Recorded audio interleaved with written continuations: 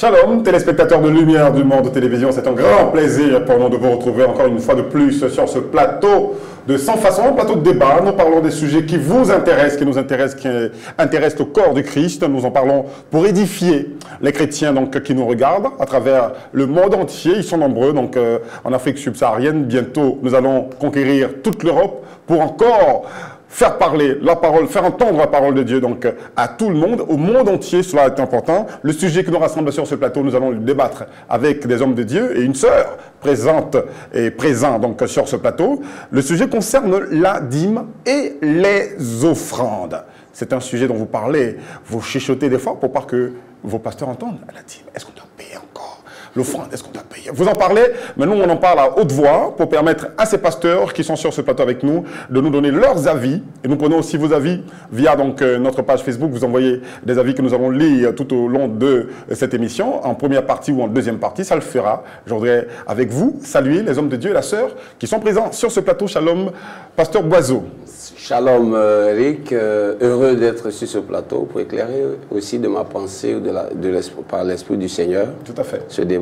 D'accord. Vous êtes de l'Église Réveil International. Tout à fait. Église de Réveil International, Église évangélique de Réveil International. Ouais. Et nous sommes situés à Bobo BC. D'accord. Merci pasteur d'être ici sur ce plateau. Ce n'est pas votre premier plateau ici à Lumière du Monde Télévision. Merci. Vous arrivez spontanément quand on vous appelle. Oui. Même à un jour de l'émission, vous êtes là. C'est toujours un plaisir pour moi. Merci pasteur. Nous avons à notre droite la sœur, Madame Dibohu. Shalom. Oui, bonjour Eric. Merci d'être sur ce plateau avec nous. Merci beaucoup. C'est un plaisir de vous avoir. Vous êtes de l'église le PIC, prédicateur itinérant du Christ. Prédicateur itinérant du Christ, qui est situé à Yopougon, aux environs de Kenya. D'accord. Merci de votre présence sur ce plateau. Vous n'êtes pas seul. Il aurait dû peut-être intervenir avant vous, mais ce n'est pas grave. Toute humilité est en fait. C'est le docteur Gueux. Shalom, docteur. Shalom, Eric, et merci à la LMTV pour cette émission. Tout à fait. Voilà, donc je suis le docteur Gueux. Je suis le président de l'Université de théologie biblique des Nations d'Abidjan. D'accord. Et puis fondateur du PIC, entendez, prédicateur itinérant du Christ. D'accord. Ça vous fait sourire peut-être peut-être que chaque camp, vous déplacez l'église ou comment vous faites? Vous êtes itinérant?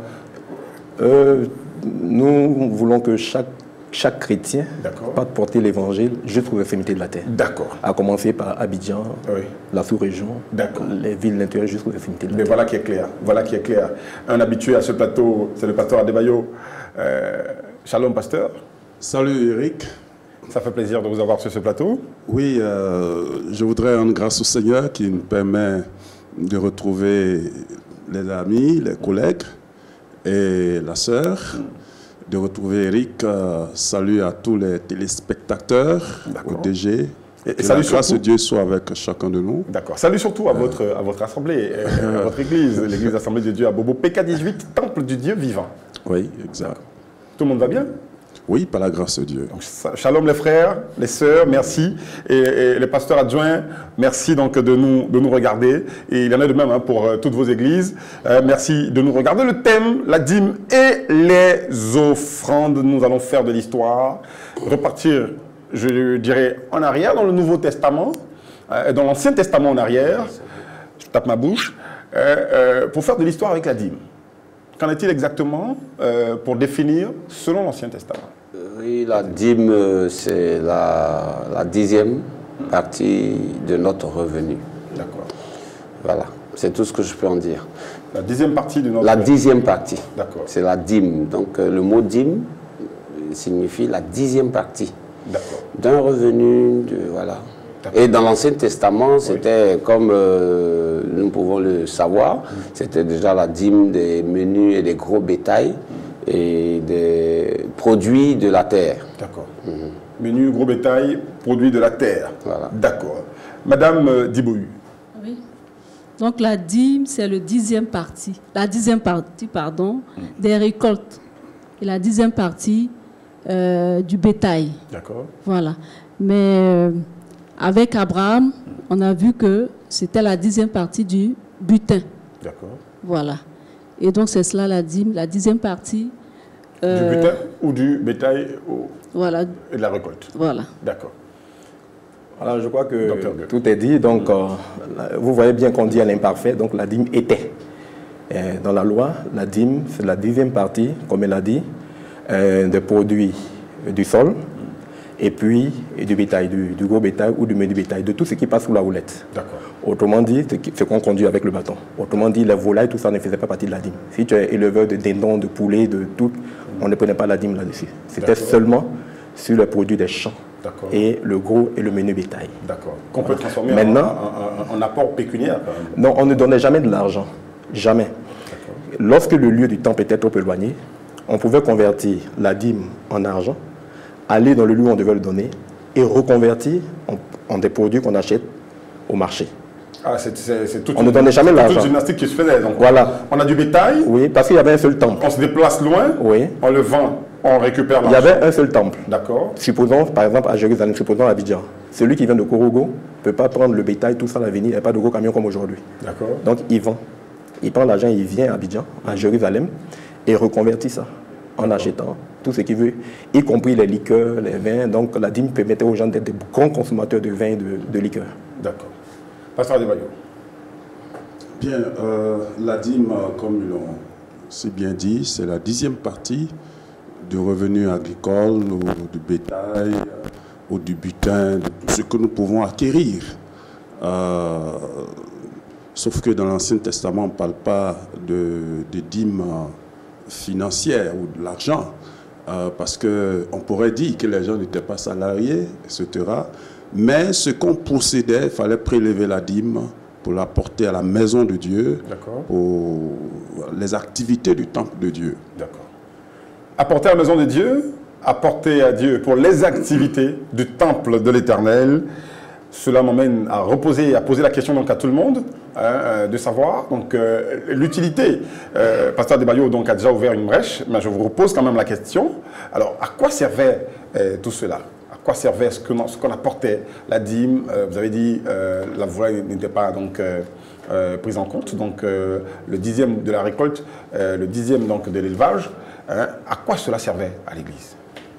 Quelle était son utilité? En Israël. Faisait en Israël. En Israël. En Israël. D'accord. À quoi cela servait-il? La dîme était l'héritage et le salaire des Lévites. Dieu dit il le donne en échange du service qu'ils font dans la tente de l'encontre, dans le temple, dans le sanctuaire. Parce qu'ils étaient les gardiens, les portiers, c'est-à-dire qu'ils transportaient les choses. Ils étaient les assistants des sacrificateurs. Ils étaient les chantres de l'Éternel. Ils jouaient des instruments, ainsi de suite. Et ils intervenaient pour le transport de tout ce qui était comme bagage. Et puis ils aidaient les sacrificateurs dans la tâche de sacrifice, c'est-à-dire qui égorgeaient, qui apprêtaient les animaux. Voilà. Et en échange, donc Dieu leur donne comme salaire et comme héritage la dîme. Je le disais tantôt, un salaire, nous dit le Nouveau Testament, c'est quelque chose qu'on mérite, ce n'est pas une grâce. Nous sommes sur la période de la grâce. Les Lévites enlevaient la dîme de la dîme, qui remettaient aux sacrificateurs, leurs supérieurs, les sacrificateurs. Et les sacrificateurs en jouissaient. Ce n'était pas le seul privilège des sacrificateurs, ils avaient bien d'autres. Voilà. Et la dîme triennale de chaque 3 ans revenait aux pauvres veuves, aux orphelins, en plus de Lévites qui résident dans la ville où tu es. Tu n'aurais plus de possession au temple. Dans la ville où tu es, les Lévites qui y sont, y compris les veuves, les pauvres, les nécessiteux. De sorte qu'il n'y avait en Israël aucun indigent. Voilà. C'est cela. C'est cela, pasteur Adebayo? C'est cela. C'est que ça, je voudrais simplement ajouter qu'il fallait que la maison de Dieu soit pourvue. Tout ce qui était nécessaire, le sacrifice, pour le sacrifice perpétuel qui devait être fait. Ça, c'est les offrandes qui s'occupaient de cela. La dîme concernait le salaire des Lévites, comme le docteur l'a dit, et la dîme des Lévites qui servait aux sacrificateurs. Voilà un peu ce qui était la raison d'être de la dîme. D'accord. Oui, mais il faut dire que c'est la finalité, mais au départ, la dîme était donnée à l'Éternel. D'accord. Oui, elle est réservée à Dieu. C'est lui qui, par la suite, a rétrocédé la part qui lui revient, n'est-ce pas, aux Lévites, comme on vient de dire, et aux autres. Voilà. D'accord. Mais à ce temps-là, dites-moi, les indigents dont vous parlez, les pauvres, ils ne sont pas forcément donc, démunis de travail, ou encore ils travaillaient peut-être dans des champs à aider les plus riches. eux n'avaient pas le droit de... Eux, ils n'avaient pas l'obligation de payer. Payer la dîme. Ouais. Ils n'avaient pas l'obligation de le faire. La dîme ne se Ça veut dire qui, en ce temps, pouvait payer? La dîme ne se prélevait pas sur les salaires. D'accord. La dîme, la terre appartient à Dieu. C'est lui qui leur a donné la terre d'Israël. D'accord. Il dit, toute dîme de produit de la terre m'appartient. D'accord. Et ainsi que le bétail qu'il leur a fait acquérir par sa force souveraine, qu'il leur a fait acquérir, le premier-né, et puis la dîme du bétail lui appartient. Les premiers-nés, c'est les prémices. Tant des hommes que appartient à l'Éternel. Et puis il indique maintenant l'usage qu'on doit en faire. D'accord. Tout cela n'était qu'une image, une ombre des réalités qui sont en Jésus-Christ. Pas les actes représentations des réalités, mais une image, une ombre. Une image, une ombre. Voilà, que nous pouvons maintenant dévoiler aujourd'hui. D'accord. Et nous allons le faire. Je voudrais dire qu'Abraham a donné sa dîme en revenant de la guerre. La victoire, cette guerre qu'il a remportée sur les rois, le roi Kadalomé, etc., cette coalition qui était montée contre Sodome et Gomorrhe et toute la région. Abraham a donné la dîme au roi de Salem. D'accord. Jacob a promis remettre à Dieu sa dîme. Si l'Éternel le gardait, le préservait, le protégeait, veillait sur lui, et tout ce que l'Éternel lui donnerait, il remettrait à l'Éternel la dîme de tout cela. Et ça, c'était remarquable de voir que des hommes qui étaient comme des hommes de Dieu, Abraham était appelé prophète par les gens de son temps. Alors, des hommes appelés comme des hommes de Dieu, être préoccupés à donner la dîme, alors que personne ne leur a enseigné cela. Bien sûr qu'ils avaient la conscience et puis la révélation de Dieu. Et c'est par révélation qu'ils agissaient. Jacob, c'est par révélation qu'il a résolu de donner la dîme intuitivement. Parce qu'il a vu des anges monter et descendre l'échelle. Alors, et il va au sommet le trône de Dieu. Il dit, ah, je ne suis pas digne de voir ceci ou de me coucher ici. Alors, mais il n'est pas mort. Ça, c'est qu'il a rassuré. Donc, il a fait alliance avec Dieu en versant de l'huile sur la pierre dont il s'est servi pour faire son coussin. Alors, donc, et promettre la dîme pour montrer que pour eux, c'était important. C'était important pour ces gens. Maintenant, qu'est-ce que la dîme? Dans notre contexte actuel, nous en parlerons. Nous en parlerons. Moi, je voudrais dire quelque chose. Quand est-ce qu'on payait la dîme? La Bible dit dans Deutéronome 14, verset 22, « Tu lèveras la dîme de tout ce que produira ton champ chaque année. » D'accord. Donc, c'était chaque année qu'on envoyait les dîmes au temple. D'accord. Et puis de deux, la dîme triennale, c'est-à-dire tous les 3 ans. Tous les 3 ans. Il y avait deux types de dîmes. Voilà. La dîme annuelle. Tous les 3 ans. D'accord. Bon. Donc tous les 3 ans, la dîme triennale revenait aux orphelins, aux immigrants. D'accord. Voilà, en tout cas, tous les pauvres. C'est ce qu'il cherchait. Voilà. Pour rebondir sur ce que l'homme de Dieu a dit tout à l'heure, il a parlé de révélation et inspiration. La Bible dit que c'est par la foi que Abel a offert les premiers-nés de son bétail avec le greffe. Hébreux, chapitre 11, verset 5-6. C'est par la foi. Bien. Ces actes de foi des anciens de la foi ne sont pas devenus des préceptes pour l'Église.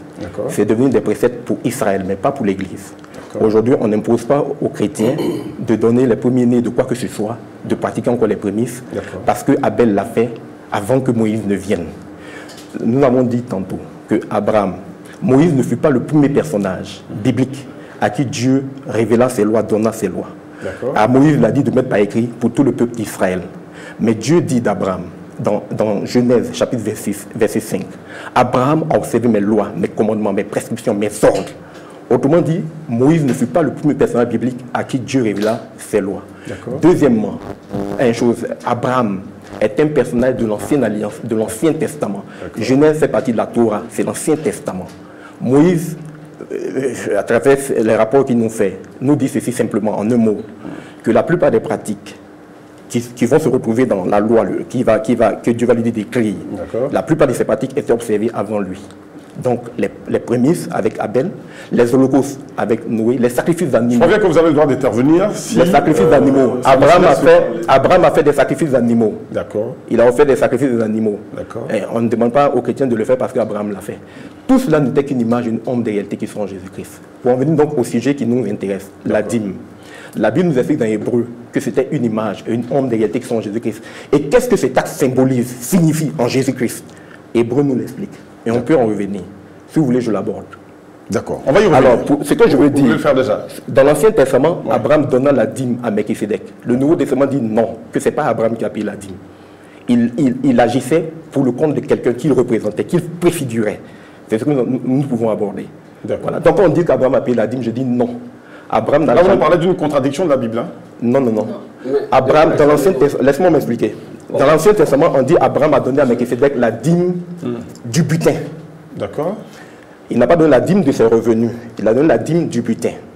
Dans le Nouveau Testament, on explique quelle est la réalité en Jésus-Christ de cet acte symbolique d'Abraham. Puisque la loi, nous dit Hébreux 10.1, n'était qu'une image et une ombre des réalités qui sont en Jésus-Christ. Dans cette scène, Abraham représente quelqu'un et Melchisédek représente quelqu'un qui allait venir. Non mais attendez, excusez. Dans ce contexte-là, il est parlé de Melchisédek. Il est parlé de ce personnage mystérieux. Ce personnage mystérieux, dont on ne sait les origines. C'est de lui qu'on parle. Et on parle en même temps de Lévi, qui était dans les reins d'Abraham. Qui, lui, Lévi, puisque c'est de Lévi que vient la tribu de Lévi qui gère tout ce qui est le sacerdoce, qui reçoit aaronique, c'est-à-dire le sacerdoce reposant sur les sacrifices d'animaux. Alors, il est en train, l'auteur aux Hébreux, en train de montrer que Christ est au-dessus des Lévites, disons, du sacrifice de Lévi, des fonctions de Lévi, puisque Lévi, au travers d'Abraham, a donné la dîme à Melchisédek, qui est un être dont les origines remontent dans l'éternité. C'est ce que la Bible dit. Ça veut dire quoi? Il veut montrer que, il veut indiquer là la supériorité de Christ sur les sacerdoces lévitiques. C'est surtout ça, j'ajoute que c'est un point. Il a fait il n'est pas question de dîme. Il prend cet exemple pour parler de choses. Il a soulevé un point. La supériorité de Christ. D'ailleurs, il va aller encore plus loin. Il a soulevé un Celui point. qui est roi, à la fois roi et sacrificateur. C'est ce qui est mentionné pour montrer la supériorité de Christ sur le sacerdoce. C'est bien dit, mais ce n'est qu'un point. Non, attendez, vous avez parlé, attendez, docteur, vous aurez la parole. C'est pour dire, je veux dire que il faut qu'on fasse attention, parce que l'Ancien Testament, je dis, valorise le Nouveau Testament. Le Nouveau Testament est la lumière, c'est-à-dire la lumière de l'Ancien, qui était dans l'ombre des choses à venir. L'ombre des choses à venir.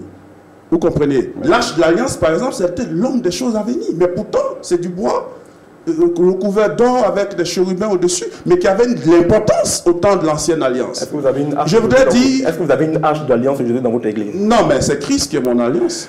Alors, non, mais je suis en train d'expliquer quelque chose. Vous savez, il y a eu plusieurs dispensations. Nous ne pouvons pas confondre les dispensations. Il y a eu la dispensation de l'innocence avant le péché. Il y a eu la dispensation de la conscience après le péché. Ce qui va pousser Abel et Caïn à offrir un sacrifice à l'Éternel. Et là, Caïn offre une offrande, Abel aussi apporte le premier-né de son troupeau, par la foi, comme le docteur l'a dit, par la foi, qui, comme il a dit, va être transformé en principe ou en précepte pour Israël. Pas pour l'Église. Pour Israël. Mais je dis c'est vrai. C'est vrai, mais en même temps, il faut faire attention. Parce qu'ils ont agi par la foi. Seulement, qui a agi par la foi? Caïn et Abel, ils ont agi par la foi. La foi de Caïn n'étant pas, ne considérant pas ce qui s'est passé préalablement, son sacrifice a été rejeté. Par contre, Abel, son sacrifice a été accepté parce qu'il a dû tenir compte de comment Dieu a couvert ses parents en sacrifiant un animal. Oui, mais voilà, donc, je peux en rajouter là. Pasteur. Non, c'est la foi. C'est la foi dans le Messie. Qu'est-ce que la foi? En fait, la foi, qu'est-ce que la foi, docteur? On nous définit la foi dans Romains 10, 17. La foi vient de ce qu'on entend de Dieu. Je le répète, entendre Dieu et agir d'après ce qu'on entend de lui, c'est ça la foi. La foi vient de ce qu'on entend de Dieu, si vous voulez, de Christ. Comment on peut entendre de Dieu? Mais Dieu parle quelle voix? de mille et une manières. Dieu dit, Dieu dit, Abraham, Dieu dit, je n'ai pas fait de commentaire sur la présentation que vous avez fait des dispensations, même si je ne la partage pas. Je n'ai pas fait de commentaire là-dessus. Vous auriez dû faire. Non. Vous auriez dû. Si vous ne partagez pas, nous sommes sur pas de discussion. On va quelque chose. On va ouvrir trop de casiers. Je recadre toujours. Je recadre. On risque de s'éloigner. On ne s'éloignera pas du sujet. Le sujet est vaste. Il nous emmène par exemple à il y a deux dispensations. Voilà, l'importance de l'Ancienne Alliance, l'Ancien Testament et le Nouveau Testament. Il y en a plusieurs. Donc je ne veux pas qu'on dérange dans ce débat. Je ne veux pas qu'on rentre dans ce débat. La Bible nous dit, dans le psaume 105, verset 8, que l'alliance que Dieu a traitée avec Abraham, il en a fait une alliance avec Isaac, un serment à Jacob. Et c'est devenu l'objet d'une alliance et d'une loi pour Israël, disant, je vous donne le pays de Canaan comme héritage. Abraham, Isaac, Jacob et les Juifs sont englobés dans la même alliance d'un héritage terrestre, Canaan. Dieu promet Canaan à Abraham, c'est pour ça qu'il dit, va de ta patrie, je te donnerai un territoire. Il fait la même promesse à Isaac. Reste dans le pays que je t'indiquerai, c'est à toi que je vais accomplir le serment que j'ai promis à ton père. C'est à toi que je vais donner ce territoire. Il fait la même promesse à Jacob dans la vision de l'échelle, où il dit, eh bien c'est à toi que je donnerai, et à ta descendance que je donnerai ce territoire. C'est l'objet de l'ancienne alliance, où il dit, l'alliance de la loi, ce n'est pas seulement les interdits et les commandements. Dieu dit, je vous donne un territoire. Ça, c'est la promesse. Si c'est le testament, je vous donne un territoire. La promesse, c'est le testament. Je vous donne un territoire. Mais bon. Non, on dit la même chose, je ne dis pas, je précise. Je vous donne un territoire. Et sur ce territoire, vous allez observer mes lois, que je vous donne à travers mon serviteur Moïse. Et ça va être l'objet d'un rituel. Un testament n'entre en vigueur qu'à la mort du testateur. C'est pour ça qu'Abraham, Isaac, ont vécu comme des résidents et des étrangers en Canaan, qui leur avait été promis. Parce qu'un testament n'entre en vigueur qu'à la mort du testateur. Il a fallu que le testateur meure, mais de façon symbolique dans l'Ancien Testament. On a tué des veaux, des taureaux. Vous pouvez accepter cette pratique-là? Ton père fait un testament, laissez-moi finir, ou bien... Laissez-moi finir. Quelqu'un fait un testament. Laissez-moi finir. Vous évoquez tellement d'éléments sur lesquels je voudrais le donner. Vous faites un testament. Et puis on tue des veaux, des taureaux. Ça vous permet d'hériter. C'était une image de Jésus-Christ. Le véritable testament de Dieu, c'est ce qui nous vient en Jésus-Christ. La véritable alliance de Dieu, c'est ce qui nous vient en Jésus-Christ. Tout ce qui est avant était temporaire. La réalité qui est définitive, éternelle, c'est en Jésus-Christ. Alors, la pratique, Abraham n'a pas pratiqué la dîme, Abraham ne payait pas la dîme. Il a donné la dîme du butin. D'accord. Il voit, mais je m'explique. Il voit, c'est pas la dîme de ses revenus. Il voit Melchisédek. Même Jacob, c'est la dîme de c'était peut-être. Attends, vous avez Jacob aussi le travail. Il a promis. Il y a dans le cœur de l'homme beaucoup de desseins. C'est le dessein de l'Éternel qui s'accomplit toujours. Quand Dieu finit de le bénir, il lui dit, je suis le Dieu de Bethel, où tu m'as fait une stèle, où tu m'as fait un vœu. Je te demande de me bâtir un autel sur lequel tu vas offrir des sacrifices, ainsi de suite. Dieu ne lui réclame pas la dîme. Cet autel qu'il lui a demandé de faire, ce n'est pas parce que Jacob et avant Moïse que nous allons bâtir des autels aujourd'hui. C'était des images. Tout l'Ancien Testament n'est qu'une image d'un homme de réalité qui sont en Jésus-Christ. Ce qu'il y a et puis en plus, l'Ancien Testament ne concerne pas l'Église. Ça concerne seulement les Juifs. C'est un testament qui exclut les païens, les non-juifs. Les non-juifs ne sont pas appelés à hériter du territoire de Canaan. Ça appartient aux Juifs. Docteur, c'est vrai. Vous avez aussi besoin de... Ça concerne les nations. Pasteur Bozo, faites une intervention. Les nations. Les promesses messianiques concernent les nations. Mais bien sûr, plus dans l'Ancien Testament. Non, mais on ne peut pas dissocier les promesses de l'Ancien Testament. Je promets juste deux choses. Oui. Un territoire terrestre et la venue d'un sauveur, Jésus-Christ, qui les racheterait de leurs iniquités, de tous leurs péchés. Ce testament-là, il l'accomplit aujourd'hui en Jésus-Christ. Donc, quand vous parlez de promesses messianiques, tout ce qui avait été fait, le promettait la venue d'un sauveur. Les prophètes ont annoncé de façon claire qu'il allait venir, semblant une brebis muette devant ceux qui l'attendent, ainsi de suite. Christ a tout accompli à la croix. Et la loi prend fin à la croix. Un testament prend fin par accomplissement. Et on le range dans ce qui est passé, c'est-à-dire ancien, dans les archives. Permettons aux autres d'intervenir. Moi, je voulais dire la loi de Moïse, ou bien disons même une loi. Une loi est donnée à un groupe d'individus sur un territoire donné. Et on sait que la loi de Moïse... À une époque précise. Voilà, à une époque précise. On sait que la loi de Moïse a été donné par Dieu. D'accord. N'est-ce pas? À travers Moïse aux Juifs. Et c'est tout. Mais est-ce que nous, les églises des nations, est-ce que nous sommes concernés par cette loi? Non. Bon, écoutez. C'est pourquoi tout à l'heure je vous disais, quand on dit que... C'est là le problème. Oui, c'est là le problème, effectivement. Mais quand est-ce que la loi de Moïse n'est plus concerné par cette loi? Même Israël. Il ne la pratique plus. Même Israël n'est pas... Non, Israël continue. Mais pourquoi est-ce qu'on continue de pratiquer cette loi? La parole, Israël continue à pratiquer cette loi. Ce n'est pas tout Israël, mais Israël en tant que nation se fonde encore sur cette loi. C'est tout. Une partie d'Israël. Une partie d'Israël se fonde encore sur nation. Qu'est-ce qu'une nation? Attendez. Qu'est-ce qu'une nation? Est-ce que les sacrifices ne se font pas encore? Les sacrifices se font. En Israël? Oui. Pendant la Pâque. Le temple n'existe même plus. Tous les sacrifices doivent être au temple. Ils font certains Dieu a fait détruire le temple en l'an 70. D'accord. Alors, pour montrer que désormais, tout ça a mis fin. Parce que je vous donne la parole de force. Les rites. Est-ce qu'Israël ne suit pas les rites? Non, mais on dirait que l'axe est passé de l'autre côté. Bien sûr, il y a une bonne partie d'Israël qui suit les rites et qui ne croit pas en Jésus. Vous êtes 4 sur ce plateau. Ce que je souhaite, c'est qu'on revienne vraiment au thème. On va revenir au thème. Au thème qui parle de la dîme, et à qui on doit payer la dîme et tout. On doit payer la dîme. Je pense qu'Abraham a payé la dîme. Voilà, Abraham n'a pas payé la dîme du butin. Parce que quand je regarde dans les textes, on dit là. Non, mais permettez, docteur, moi je ne serai pas d'accord avec vous si vous ne me laissez pas continuer.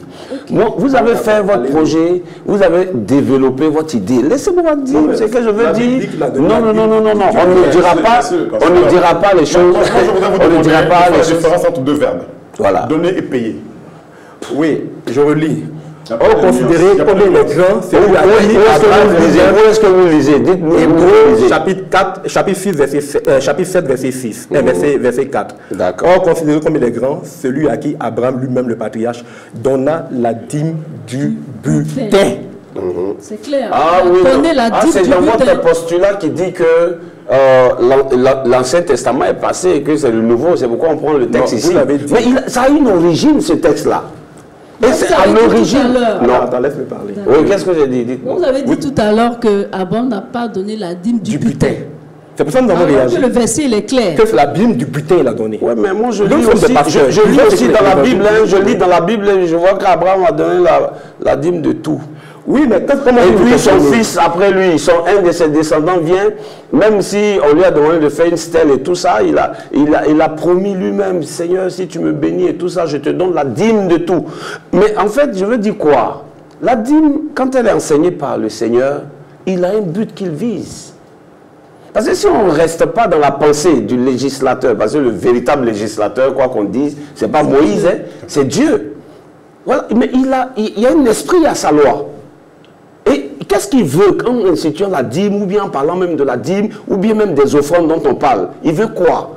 Pour que ça soit passé aujourd'hui. Il n'y a plus la nécessité pour Dieu de faire ces choses qui étaient faites avant, aujourd'hui. Dieu a une pensée. Vous savez que il a dit tout à l'heure, il dit la révélation de Dieu ou des pensées de Dieu sont progressives.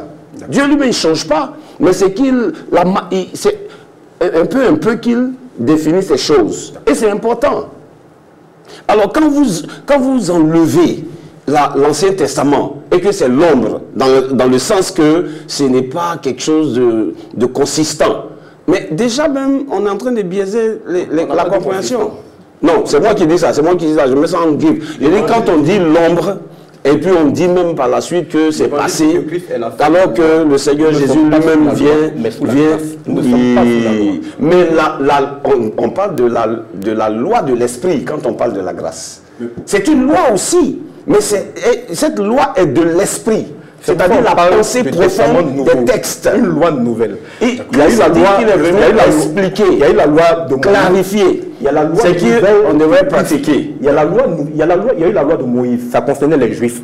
La loi mais pourquoi vous ne parlez jamais d'Abraham? Si on continue de faire la comparaison entre les deux lois, si on continue de faire la comparaison entre la loi nouvelle la deuxième séquence concernant donc ce sujet, à l'instant je vous ai posé la question de savoir faire la différence entre les deux verbes, donner et payer, parce que je vous lis la vie d'un internaute, j'ai pris sur Internet. Du temps de Jésus, on parlait de payer. La dîme, un peu comme on paie ses impôts. Pour le vérifier, selon la référence qu'il donne dans Matthieu 23, verset 23, et Luc 11, 42. Seuls les pharisiens orgueilleux disaient, je donne la dîme. Alors, en Israël, c'était une obligation de donner ou appelait-on cela payer? Hébreux, chapitre 7, répond à ça. D'accord. J'ai lu le verset 4. Considérez comme il est grand celui à qui Abraham lui-même, le patriarche, donna la dîme du butin. La suite dit, ceux des fils de Lévi qui reçoivent le sacerdoce ont rappelé la loi l'ordre de prélever la dîme sur le peuple, les fils de Lévi, c'est-à-dire sur leurs frères, qui sont pourtant issus d'Abraham comme eux. Mais lui qui ne figure pas dans leur généalogie, il prélève la dîme sur Abraham et il le bénit. Celui qui avait reçu le peuple. Or, c'est sans contredire l'inférieur qui est béni par le supérieur. Et tandis qu'ici, ce sont des hommes mortels qui reçoivent les dîmes, là, c'est quelqu'un d'autre qui atteste qu'il est vivant. Enfin, Lévi qui reçoit la dîme, là, pour ainsi dire, payé par Abraham. Donc, quand Abraham donna la dîme, l'auteur de l'Épître aux Hébreux dit, il a donné, il a payé. Alors, ce verset dit que c'est Lévi qui payait ainsi la dîme par Abraham. Pourquoi?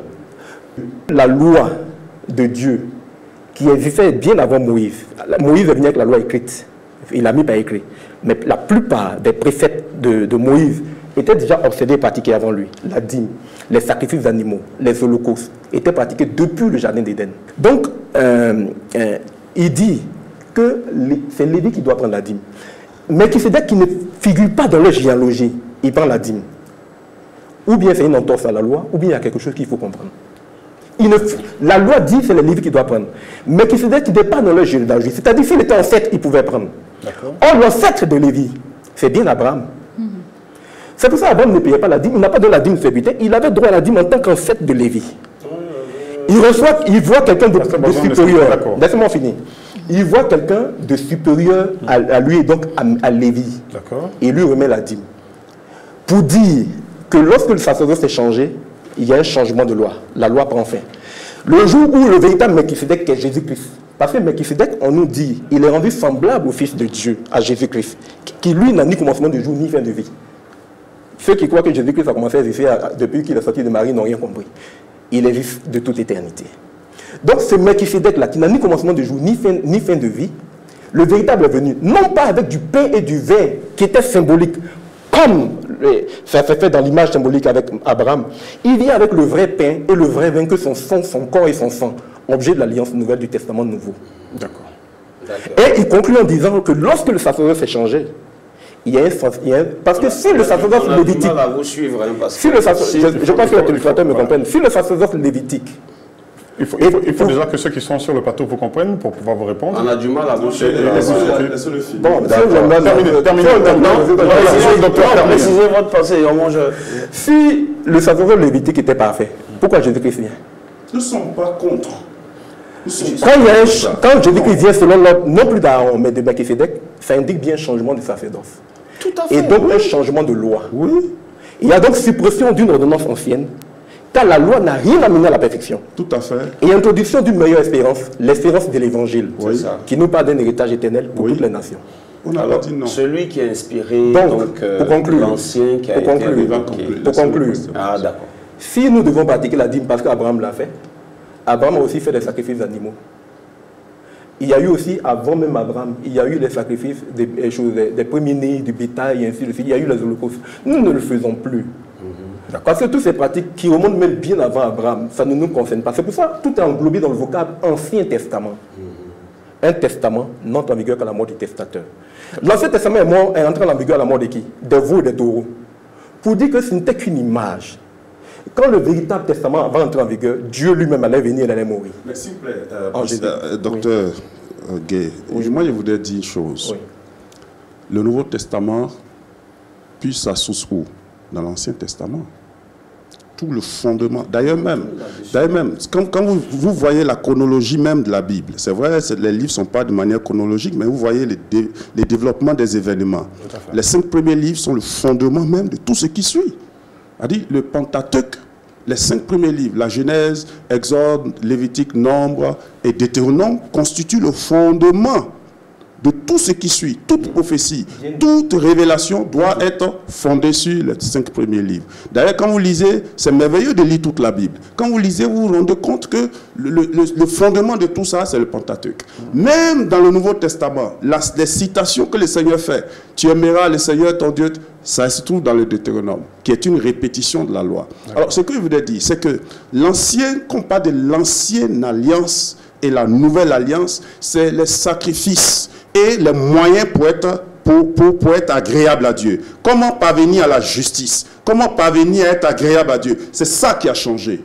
Jésus est venu, Jésus dit, un seul iota de l'écriture ne disparaîtra pas. De quelle écriture parle-t-il? En son temps, il n'y avait pas d'écrit du Nouveau Testament. Non, j'arrive. En son temps, il n'y avait pas d'écrit du Nouveau Testament. Il dit un seul iota. Mais pourtant, je ne suis pas venu pour abolir la loi, mais l'accomplir. Ce que dit Jésus. Alors, non, attendez, je n'ai pas encore fini. Écoutez, je ne suis pas contre. C'est-à-dire, je suis d'accord. Moi, je suis d'accord. Parce qu'on risque de rester là à parler de loi et de choses. Moi, je dis une chose. On se comprend sur ce que le docteur a dit. Nous ne sommes plus sous la loi. Nous sommes sous la grâce, par le moyen de la foi. C'est par la foi que nous croyons en Jésus. Maintenant, faut-il donner la dîme? Faut-il donner ou payer? Moi, je ne suis pas dans les jeux de mots payer ou donner. L'essentiel, c'est la dîme, on parle. Moi, je ne suis pas là pour ça. Mais je veux dire une chose. Faut-il apporter la dîme? Faut pas apporter la dîme? Ce n'est pas ça qui est important. Ce qui est important, c'est de savoir quelles sont les motivations dans l'ancienne alliance. Pourquoi les gens apportaient les dîmes, apportaient les offrandes? C'est la motivation. Les mêmes motivations se retrouvent-elles aujourd'hui dans l'Église?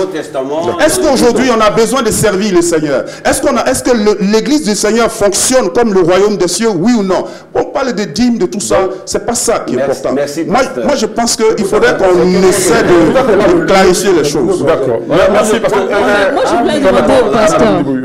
Bon, ça veut dire qu'il y a une partie de la loi qui est révolue, et puis il y a une autre partie qui subsiste encore, qui est encore en vigueur. Oui. Tu ne commettras pas d'adultère. Attendez, pasteur, tu ne commettras pas d'adultère. Est-ce qu'aujourd'hui, je suis affranchi de cette loi parce que je suis en Jésus? Non, mais c'est accompli en Jésus par la foi. Par la foi, excusez-moi, par la foi, Jésus a accompli ça pour moi. Et je crie en Jésus. Par la foi, j'ai obtenu la justification. Donc, quelle partie de la loi est encore en vigueur? Il n'y a plus de condamnation pour ceux qui sont en Jésus. Quelle partie de la loi est encore en vigueur?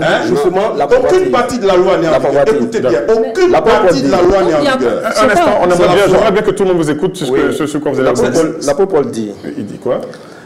Que dirons-nous donc? La loi est-elle péché? Faites non. Mais je n'ai connu le péché que par la loi. Car je n'aurais pas connu la convoitise, le commandement qu'il a fêté. Si la loi n'avait dit tu ne convoiteras pas. Il n'aurait pas connu la convoitise si la loi n'avait dit tu ne convoiteras pas. Et le péché, profitant de l'occasion, produit la convoitise. Il n'aurait pas su ce que c'est. Si il n'y a pas une loi qui vous dit, s'il n'y a pas une loi qui vous dit de ne plus boire de l'eau, est-ce que vous avez problème?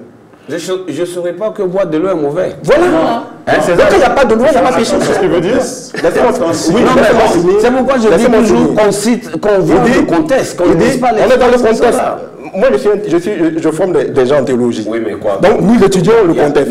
Si vous trouvez que le contexte, si vous trouvez que l'exploitation que je fais sort du contexte, sortez le verset. Je reviens. Que dirons-nous dans la vérité? Sachez-le. Même si vous formez des gens, ne dites pas que je veux former des gens dans la Regardons. C'est un commentaire vous faites. Non. Je peux être d'accord avec vous, mais ne dites pas moi, il forme des gens en théologie. On a ici, personne n'a dit qui, qu'est-ce qu'il fait. C'est ce que je voulais dire. On veut juste savoir ce que vous voulez dire. Nous sommes pointueux sur les questions de contexte et d'exégèse. C'est ce que je voulais dire. Ce n'est pas une question de son orgueil. L'apôtre dit qu'il est docteur, il est docteur. C'est que je dis que il dit je n'ai connu la convoitise, ne me m'écartez pas du sujet. Je n'avais pas connu la convoitise si la loi n'avait dit tu ne convoiteras pas. Et le péché, profitant de l'occasion, produisait au moins par le commandement toutes sortes de convoitises. Car sans loi, le péché est mort. D'accord. Pour moi, autrefois sans loi, je vivais. Mais quand le commandement est venu, le péché a pris vie et moi, je mourrai. C'est-à-dire que le commandement, 10e commandement, ça l'a tué spirituellement. J'ai fini ce que je voulais dire. Qu'est-ce que je veux soulever? Ce que je veux dire, c'est que la loi, les 10 commandements, là, ça tue. Donc, c'est ce que l'apôtre Paul dit. Alors, comment le chrétien peut-il être affranchi de ça? Est-ce que le chrétien doit-il avoir des idoles puisqu'il est affranchi? Il peut avoir des péchés, il peut alors, faire les ceci. 10 commandements, d'accord, c'est un sujet que nous allons retenir. Qui pratique aujourd'hui les 10 commandements puisse savoir que je suis sauvé? Si je ne sais pas que dans la loi, on a dit que je ne commettrai pas de tel que je suis affranchi de la loi. Non. Je suis affranchi de ça. Voilà ce que Paul dit. Il a mis un test, 1 Timothée, chapitre 1. Mais le test, 1 Timothée, 1 Timothée 1. Ne parlez pas tous ensemble. Ne parlez pas tous ensemble. 1 Timothée, chapitre 1, verset 5. Le but du commandement, c'est une charité venant d'un cœur pur, d'une bonne conscience et d'une foi sincère. Quelques-uns s'étant détournés de ces choses se sont égarés dans de vains discours. Je ne crois pas que nous soyons en train de faire de vains discours ce soir. Ils veulent être docteurs de la loi. Ils veulent être quoi? Attendez. Ils veulent être quoi? Attendez, je n'ai pas fini. Attendez, je n'ai pas fini. Oui. Ils veulent être docteurs de la loi. Et ils ne comprennent ni ce qu'ils disent, ni ce qu'ils affirment. Attendez, je vais partir. Je vais continuer. Non. Je ne lis pas pour que vous puissiez répéter. Oui, c'est important. Je mets l'enfant. Il ajoute. Non, docteur, laisse-le aller. Nous n'ignorons pas que la loi est bonne. Pourvu. Nous n'ignorons pas que la loi est bonne. Pourvu qu'on en fasse un usage légitime. Et qu'on sache. Attendez. Sachant que la loi n'est pas faite pour les juifs, mais pour les méchants, les rebelles, les impies, les pécheurs, les irréligieux, les profanes, les parricides, les maîtres, etc. Tout ce qui est opposé à l'évangile. Oui, mais attendez. L'apôtre Paul dit quoi? S'il n'y a pas la loi, il y a un dérapage. S'il n'y a pas la loi, moi je ne saurais pas que j'ai besoin de Jésus. Parce que je continuerai de faire... non, les interdits. En fait, les interdits. Attendez, les interdits, c'est pourquoi je dis l'Ancien Testament existe pour valoriser l'œuvre de Christ. Les gens de l'Ancienne Alliance, je veux parler de la loi parce qu'il y a eu jusqu'à 3 dans l'Ancien Testament. Il faut faire la différence Ancien Testament et puis la loi. Parce qu'il y a eu la dispensation de la conscience, de la dispensation de l'innocence, de la conscience et de la loi dans l'Ancien Testament. Donc, et c'est la grâce maintenant après, dans le Nouveau Testament. Alors, quand on voit dans l'Ancien Testament me révèle comment les gens ont souffert, comment ils ont été tentés, comment ils ont fait avec les sacrifices qu'ils font à répétition, à tout moment, et comment les gymnastiques qu'il fallait faire. Ce n'était pas une sainteté totale, c'était partiel. Il fallait tout le temps recommencer. Et en Jésus-Christ, nous trouvons une vie de sainteté intérieure. Et Christ est l'agneau de Dieu qui a été payé pour nous. Que tu sois pauvre, tu sois riche, le sacrifice est fait. On n'a plus besoin d'offrir des animaux. C'est par la foi qu'on obtient la grâce de Dieu. Mais maintenant que je suis en Jésus, est-ce qu'il y a besoin d'être enseigné, oui ou non? Oui, j'ai besoin. Jésus dit faites de toutes les nations des ici et enseignez-les. Pour dire quoi? Christ nous a affranchis de la loi. De quelle loi? La loi de Moïse. La loi du péché. La loi du... Il faut que je sache ce qu'est la loi du péché. Je n'ai pas besoin. En fait, le problème, je comprends le docteur.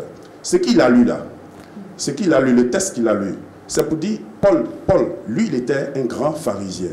Il cherchait la justice par la loi. Il n'a pas pu. C'est pourquoi après il dit, grâce soit rendue à Dieu par Jésus-Christ qui m'a libéré. Donc il a cherché. Tous ceux qui cherchent à être justes par la loi sont conscients qu'ils n'arriveront jamais. C'est par la foi en Jésus-Christ qu'on arrive. Voilà ce que le texte dit. C'est par la foi en Jésus. C'est par la foi en Jésus que nous payons. On l'a justifié par la foi. Voilà, c'est par la foi en Jésus. Le docteur Gueux réagit. Le mot, la justice là. Ce mot-là, c'est fondamental dans le Nouveau Testament, la justification par la foi. Nul ne peut hériter de Dieu par le biais de la loi. C'est pour ça que ceux qui mouraient avant que Christ ne vienne allaient attendre dans le séjour des morts, si tu as été croyant, dans le sein d'Abraham. Parce que personne ne pouvait entrer au ciel tant que Christ n'était pas venu. C'est lui qui a inauguré, nous dit Hébreux 10. Il a inauguré au travers du voile de sa chair, comme un chemin nouveau et vivant, le chemin du sanctuaire céleste. Depuis que Christ est venu, eh bien, nous avons la possibilité maintenant d'être justifiés parce que les injustes n'hériteront pas le royaume des cieux. Si autrefois, il n'y avait pas d'homme juste, parce que nous ne pouvons obtenir la justice par la loi, donc ne peut hériter de Dieu par la loi, aujourd'hui, nous sommes justifiés par la foi et nous héritons de Dieu par la foi. Et c'est ce que le Testament nouveau nous dit. Les Juifs ne savaient pas que l'Ancien Testament, on ne leur parlait même pas d'un héritage céleste, on leur parlait d'un héritage terrestre. Ils n'avaient pas... Et c'est pour ça que ça les choquait, ils voulaient même mettre Paul à mort. Paul dit, la loi n'a pas été donnée pour nous rendre justes, pour nous faire hériter de Dieu. Si on pouvait hériter par la loi, Christ n'allait pas venir. C'était impossible. Mais l'éducation, la loi ne délivre pas du péché. Bien au contraire. La Bible dit que la puissance du péché, c'est la loi. D'accord. Alors, je voudrais... Mais la puissance du salut, c'est l'évangile. Pour rappeler aux téléspectateurs qui nous regardent, Dr Gueux, avec votre permission, pour rappeler donc aux téléspectateurs qui nous regardent que le sujet, donc, le thème qui nous rassemble sur ce numéro de 100 façons, c'est bien la dîme et les offrandes. Il est bon d'aller à la Genèse. Il est bon de repartir donc sur le socle pour expliquer donc le contenu de la loi. J'ai plusieurs fois rebondi sur le thème. Oui, vous pouvez me rectifier sur quelque chose. J'ai plusieurs fois rebondi sur le thème payer. Payer, c'est une obligation. Donner, c'est du cœur. Bon, non, la Bible dit que... Oui. La Bible dit que Abraham a donné... J'essaie de vous demander... Je me mets à la place de tous les téléspectateurs. Orientez-nous. Le spectateur a suivi, il a posé cette question. Mais il m'a dit, c'est pas ça l'essentiel. La loi dit, c'est pas ça l'essentiel. Donc, c'est pas ça l'essentiel. Oui, donner ou payer, la dîme, l'Éternel dit, la dîme m'appartient. D'accord. Donc, donner ou payer, c'est rendre à Dieu. Donc, c'est une obligation. Sur l'Ancien Testament, pour lesquelles il faut apporter la dîme dans l'Ancien Testament et les raisons pour lesquelles il faut soutenir financièrement ou matériellement l'œuvre de Dieu dans la grâce. Je pense que c'est sur ces éléments. Dans le second numéro consacré à ce thème, nous allons aborder complètement ce sujet. Voilà. Sinon, pour l'heure, c'était une obligation. À quelle sanction était-on soumis si on ne le faisait pas, si on ne l'apportait pas? C'était la malédiction. C'était la malédiction. Non, il n'y avait pas que ça seulement. Il y avait, en fait, ce qui amenait Dieu, disons, qui provoquait ça, c'était l'apostasie, l'idolâtrie. Très souvent, la colère de Dieu se déchaînait contre son peuple à cause de l'idolâtrie, l'apostasie. Et l'apostasie engendrait aussi toutes ces choses, comment on appelle ça? Le désintéressement aux choses de Dieu, même du temple de Dieu. Au point que le temple était souvent fermé. Les gens n'apportaient plus leurs contributions financières. Au temps de Néhémie, c'était la même chose, du retour de la captivité babylonienne. Et Agé était les contemporains d'Esdras, donc qui annonce, qui a interpellé, Néhémie va réorganiser cela. Le temple a été construit, les murailles ont été rebâties, mais il n'y avait pas d'engouement à la maison de Dieu, puisque les sacrificateurs avaient déserté, les Lévites avaient déserté le temple. Donc ils n'étaient plus là. Donc il fallait donc réorganiser les choses pour que... Dans un temps précis de l'histoire. Ils allaient chercher aussi. Que vous citez là, c'était dans un temps précis de l'histoire d'Israël. Non, mais je suis en train de rappeler ce jour. Donc, pour montrer que en ce temps, la dîme était importante. Mais la dîme était liée, non mais obligatoire, mais c'était lié, c'était pas la dîme elle seule. Mais ce qui était fondamental, c'était l'apostasie. C'est ce qui a amené Dieu à frapper son peuple. L'apostasie, c'est l'éloignement de ce qui est écrit. L'idolâtrie. Ils sont tombés dans l'idolâtrie, donc ils ont abandonné la maison de Dieu. Donc Néhémie, comme ils sont revenus, Néhémie va réorganiser toutes choses. Voilà donc ce qui est fait. Ce que je peux dire. Il leur dit, dans Deutéronome 28, si tu obéis bien à la voix de Yahweh ton Dieu, voici les bénédictions qui t'atteindront. D'accord. Si tu ne m'obéis pas, voici les malédictions. Et puis, la finalité, c'est qu'Israël ne pourrait plus rester dans son héritage. L'histoire d'Israël est une histoire empreinte de violation de la loi et donc de déshéritement, entre guillemets. Dieu envoyait des nations païennes qu'Israël aurait pu battre facilement par sa force, mais Israël était battu, Jérusalem détruit. Et jusqu'à aujourd'hui, ils ont rejeté même le Messie qui leur a été apporté. Jésus dit, si tu savais celui qui t'aurait apporté la paix, tes ennemis t'envahiront de palissades, ils écraseront tes murs. Et Jérusalem est devenu une ruine. Le temple a été détruit jusqu'à aujourd'hui. D'accord. Il nous rend ainsi montrant bien que Dieu il nous fait entrer dans une autre dispensation, celle de la grâce en Jésus-Christ. Par le moyen du Testament Nouveau, nous héritons non pas d'une cité terrestre, mais de la cité céleste en Jésus-Christ. Pasteur Gueux est très pressé de nous convaincre sur le fait de notre seconde partie concernant ce sujet, mais nous allons y arriver. Oui. Madame Dibou. Vous avez posé la question tout à l'heure, que se passait-il en cas de non-paiement de la dîme? Tout à fait. Mais la Bible parle de malédiction, tout simplement.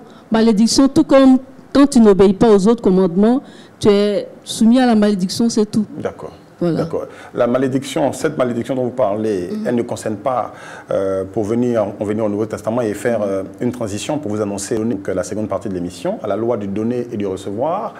Quand nous allons à l'église, nous parlons de l'église, de nos églises, et que nous ne payons pas la dîme, nous n'apportons pas donc, pour la vie de l'église. Est-ce que ce n'est pas la même malédiction quand nous n'avons rien en retour? La Bible nous dit dans Galates, est-ce en pratiquant la loi que le Saint-Esprit se manifeste parmi vous ou en écoutant avec foi? Galates, chapitre 1er même, chapitre 3, petit verset 1er. Si tu crois que c'est parce que tu payes la dîme que Dieu te bénit, tu n'as rien compris à l'œuvre de Christ. C'est parce que le juste vivra par la foi. Et donc nous donnons et nous semons par la foi. C'est ce qu'on appelle la libéralité. Je voudrais savoir ce que... Nous sommes au terme de cette première partie.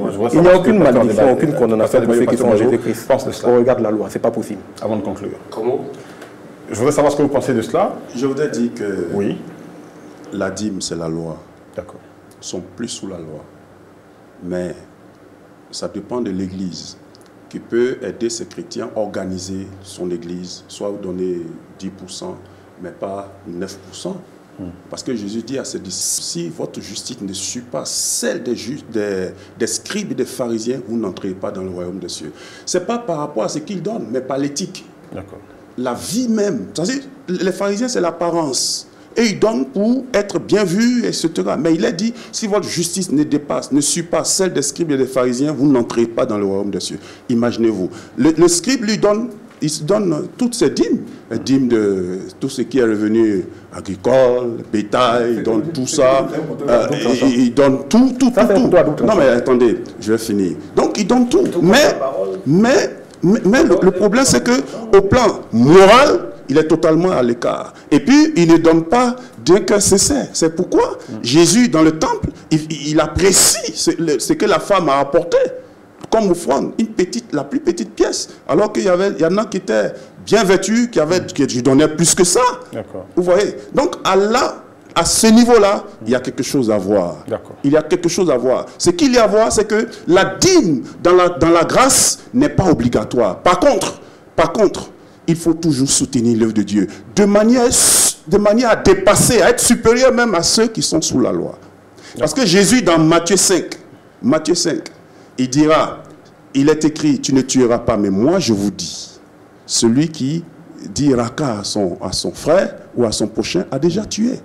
Celui qui convoite une femme, il est écrit, tu ne commettras point d'adultère. Mais celui qui convoite une femme et la désire a déjà commis l'adultère. Qu'est-ce que Jésus veut dire? Vous savez, qu'est-ce que Jésus veut dire? Jésus veut dire qu'en tant que chrétien, nous ne devons plus chercher à être juste en s'attachant à la loi. Je prends l'exemple, je calcule, il reste 5 francs. Et comment est-ce que je vais diviser 5 francs? Quel est le pourcentage de 10% de 5 francs? Non, on n'est pas dans ça. Que je mette 10 francs. L'essentiel est de faire mieux que ceux qui étaient sous la loi. Car Christ nous a sauvés pour être différents et meilleurs. Merci, pasteur Adebayo. Pasteur Boiseau, vous avez un petit mot? Nous sommes sur la fin de la première partie. On se donne rendez-vous la semaine prochaine pour la deuxième partie. Merci.